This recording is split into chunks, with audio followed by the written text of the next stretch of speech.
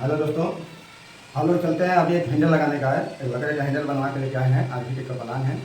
अब handle marking करने चल रहे हैं।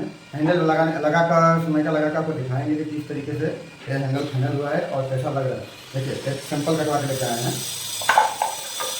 ये 8 बाई 8 का है। ये 8 बाई 8 का हैंडल है। हैंडल है 4 और 4। ठीक है, अब इसको चलते हैं इसमें लगाने के लिए। यहाँ से 42 इंच का आएगा। यहाँ से 42 इंच का आएगा। उसके बाद ये 42, इसको 8 इंच आएगा, 4 इंच इधर, 4 इंच नीचे और 4 इंच ऊपर। 42 इंच के बाद अब इसको चलते हैं, इसको काट के लगाने। ज़्यादा समय नहीं लेंगे, ज़्यादा 5 मिनट वीडियो होगा। आप देखिए, ये कंप्लीट करके आपको दिखाएंगे।